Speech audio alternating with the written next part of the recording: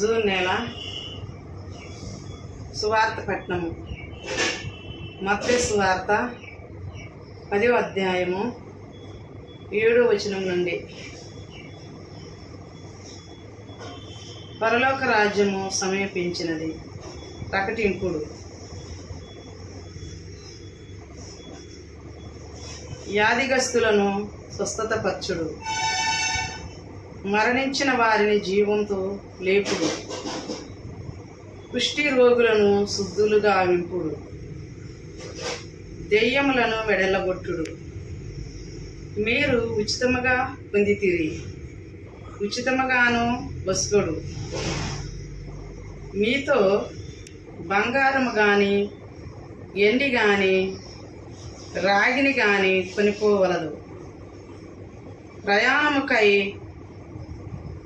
సంచి కానీ 2 అంగీలు కానీ పాదరక్షకులు కానీ చేతి కర్ర కానీ తీసుకోపోవలదు.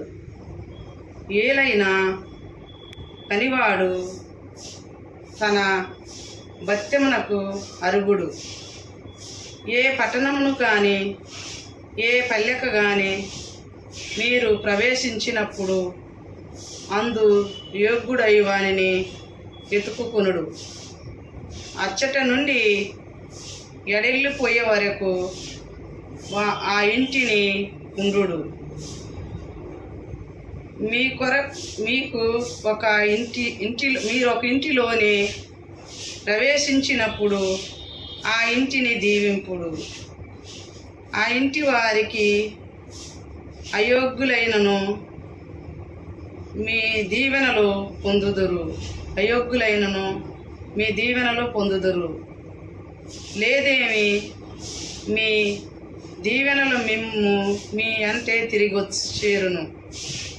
ఎవడైనను మిమ్ము ఆహ్వానింపక మీ ప్రసంగములను ఆలకింపకపోయినచో ఆ ఇంటి వారిని కానీ ఆ పట్టణము కానీ విదిలించి పొండు. మీ పాదధూళిని సైతము అచ్చటే విదిలించి పొండి. తీర్పు దినమున పూర్వవాసులు గతి, సమోద గొమొర ప్రజలు గతి మరుగై ఉండును అని నేను మీతో ఒక్కానించి చెప్పుచున్నాను. ఇది క్రీస్తు సువిశేషము.